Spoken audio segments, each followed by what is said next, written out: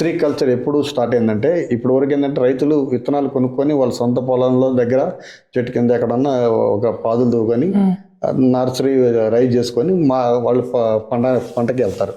అప్పుడు మహా అయితే దిగుబడి కూడా ఎకరాకి 5 నుంచి 10 టన్నులు ఎంతో వచ్చే రోజులు ఆ రోజుల్లో. ఎకరాకి 100 గ్రాములు వేస్తారు కానీ దిగుబడి వచ్చి చాలా తక్కువ ఉండేది. బట్ కీపింగ్ ఉండేది కాదు. మార్కెట్ చేయాలన్నా కూడా అంత పెద్ద ఎక్కువ డబ్బులు రైతులు కూడా అంత డబ్బులు వచ్చేది కాదు. టమాటా మార్కెట్ పెద్ద మార్కెటే. తర్వాత వచ్చిన రెవల్యూషన్ ఎక్కడి నుంచి స్టార్ట్ అయిందంటే 2003-2004 నర్సరీ ఫస్ట్ నర్సరీలు స్టార్ట్ అయినాయి. అప్పటి వరకు మదనపల్లి కల్చర్లో ఎక్కడ కూడా నర్సరీ అనే ప్రోగ్రామే లేదు. ఫస్ట్ టైం నర్సరీలు స్టార్ట్ అయినప్పుడు రైతులకి అవగాహన లేక ఈ నర్సరీలో గింజలు తీసుకెళ్తే మొక్క బతుకుతుందా ఫీల్డ్ మీదకి వెళ్తే, ఎందుకంటే వాళ్ళ దగ్గర 30 రోజులు ఉంటాయి కదా, ఇది ఫీల్డ్ మీద బతుకుద్దా లేదని డౌట్స్ ఉండేది. బట్ రాను ఒక 1 year 2 years కొద్దిగా ఒక రైతు నుంచి ఇంకో రైతుకి అలవాటు పడిపోయిన తర్వాత కంప్లీట్గా కల్చర్ ఈరోజు పొజిషన్ ఎట్లా ఉందంటే నర్సరీ లేకుండా వాళ్ళు నార్లు వేసే పొజిషన్ లేదు. అంటే ఇంటి దగ్గర నారు పోసే వాళ్ళు వెళ్ళలేదు, టైంకి వస్తారు, మార్కెట్కి వస్తారు, వాళ్ళకి నచ్చిన వెరైటీ సెలెక్ట్ చేసుకుని పోతా ఉంటారు. అట్లా మనము ఇంటి దగ్గర వేసుకుంటే నర్సరీ నుంచి డైరెక్ట్గా ఇప్పుడు షేడ్ నెట్ హౌస్, ఇప్పుడు కొత్తగా వచ్చిన కల్చర్ ఏంటంటే పాలీ హౌసెస్. అయితే జనరల్గా అందరికీ డౌట్ ఉంటుంది, షేడ్ నెట్ ఏంటి సార్ పాలీ హౌసెస్ అని. అయితే ఇక్కడ ప్రాబ్లమ్స్ ఏం ఫేస్ చేస్తున్నాము నర్సరీ సైడ్ నుంచి అంటే, షేడ్ నెట్లో ఓకే నర్సరీ అంతా బాగా వచ్చింది, అంతవరకు బాగానే ఉంది. షేడ్ నెట్లో ప్రాబ్లం ఎక్కడ అవుతుందంటే వాన పడ్డప్పుడు ఏమంటే డైరెక్ట్గా వాన లోపలికి వచ్చేస్తుంది. ట్రేస్లో నీళ్లు పోయి ఎక్కువ పోవటము, చెట్లు ఎక్కువ చలి ఉన్నప్పుడు హైట్కి రావటము, ఇట్లా పెరిగిపోతే నర్సరీ ప్రాబ్లమ్స్ ఫేస్ చేస్తూ ఉన్నారు. దోమలు అంటే చిన్న షేడ్ నెట్ కదా, లోపలికి ప్రాపర్ ప్రికాషన్స్ లేకపోవడం వల్ల నర్సరీలోనే రోగాలు రావడానికి అవకాశం ఎక్కువ ఉన్న స్టేజ్లో ఉన్నారు. తర్వాత ఆ కల్చర్ నుంచి పాలీహౌస్ కల్చర్ ఇది ఎందుకు పాలీహౌస్ కల్చర్లో ఉన్న స్పెషాలిటీ ఏంటంటే, పాలీహౌస్లో ఎప్పుడైతే నర్సరీని రైజ్ చేస్తామో మనకి టెంపరేచర్స్ అన్ని లోపల అడ్జస్ట్ చేసుకోవచ్చు. అంటే కంప్లీట్గా పైన పాలీహౌస్ ఉంటుంది, అప్పుడు ఇన్సైడ్ షేడ్ నెట్స్ ఉంటాయి అనమాట.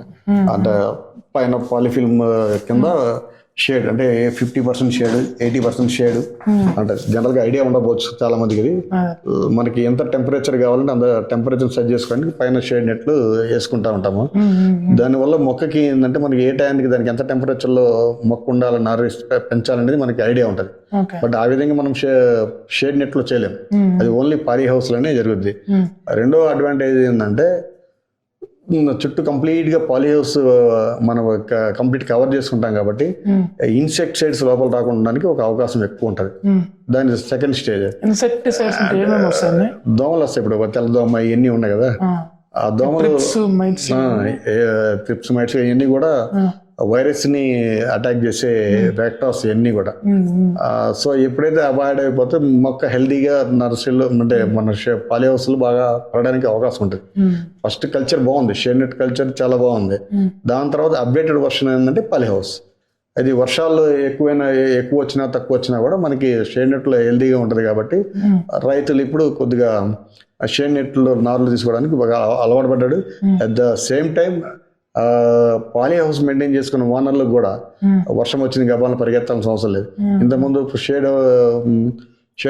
షేడ్ నెట్స్ ఉన్న నర్సరీ గురైస్తుంది, ఇక్కడ వర్షం రాగానే ఇమీడియట్ గా సాయంత్రానికి వెళ్ళేసి ఆ మొక్కల మీద మళ్ళీ పాలిఫిల్మ్ కప్పుకొని చాలా టైం వేస్ట్ ఉండేది. మొక్క రేపు బతుకుద్దో లేదు డౌట్, ఎక్కువ వాన వచ్చిందంటే కొట్టుకోవచ్చు, రకరకాలుగా ఉంటుంది. బట్ పాలీ హౌస్ వచ్చిన తర్వాత ఆ ప్రాబ్లమ్స్ అన్ని ఓవర్కమ్ చేసింది పాలీ హౌస్. ఎక్కువ వర్షం వచ్చిన ఎండలు ఎక్కువ ఇబ్బంది ఉండదు. ఎండ ఎక్కువ ఉంటే లోపల మనం టెంపరేచర్ కంట్రోల్ చేస్తాము. యాక్చువల్గా ఎండాకాలం జనరల్గా ఎండాకాలం ఏముందంటే చెట్టు ఎక్కువ ఎండాకాలంలో ఉంటుంది. చెట్టు ఎక్కువ ఎండకి బయటనే ఉంటుంది కాబట్టి చెట్టుని అంటే నర్సరీలోనే దాన్ని ప్లాంట్ని హార్డనింగ్ చేయాలంటారు. అంటే ఎంత ఎండకైనా తట్టుకునే విధంగా మనము నర్సరీలో డెవలప్ చేయాలి. అది డెవలప్ చేయడానికి మనకి ఈ పాలీ హౌసెస్ బెస్ట్ ఎగ్జాంపుల్. ఎందుకంటే ఎప్పుడైతే టెంపరేచర్ ఎక్కువ ఉందో అక్కడ నిలబడింది అనుకో, అవుట్ సైడ్ టెంపరేచర్ కూడా అదే విధంగా ఉంటుంది కాబట్టి కొన్ని రోజులు అది నిలబడడానికి ట్రై చేస్తుంది. బట్ ఇక్కడే బాగా నీట్గా మనము నర్సరీలో సఫిస్టికేటెడ్ అంటే దానికి అన్ని ఏసీ లెవెల్ పెంచామంటే అది అక్కడ బయటకు వెళ్ళినప్పుడు ఇమీడియట్ గా చచ్చిపోవడానికి అవకాశం ఉంటుంది. కావున నర్సరీలోనే నర్సరీ ఓనర్స్ ఇప్పుడు దాన్ని హార్డనింగ్ చేయడము, అన్ని టెంపరేచర్ లో దాన్ని పెంచడము ఇప్పుడు చేస్తున్న ప్రాక్టీస్. సో ఇది అప్డేటెడ్ టెక్నాలజీ పాలీ హౌసెస్. ఏ ఇయర్ లో వచ్చిందండి పాలీ హౌసెస్ అంటే ఒక 6-7 years అయింది పాలీ హౌస్. అంటే ఈ మదనపల్లి ఏరియాలో ఈ ఇయర్ చిత్తూరు జిల్లాలో అంటే ఇప్పుడు 2025 కాబట్టి అరౌండ్ 2018 నుంచి 2016 నుంచి పాలీ హౌస్ ఉంది. బట్ తక్కువ ఉండేవి, ఇప్పుడు కూడా తక్కువ, పెద్ద ఎక్కువ లేవు. ఎందుకంటే ఒక పాలీ హౌస్ ఈరోజు స్ట్రక్చర్ రెడీ చేయాలంటే పర్ ఏకర్కి వచ్చేసి 40 to 50 lakhs అవుతుంది. అదే మామూలుగా షేడ్ నెట్ అయితే 4 to 5 lakhs అవుతుంది.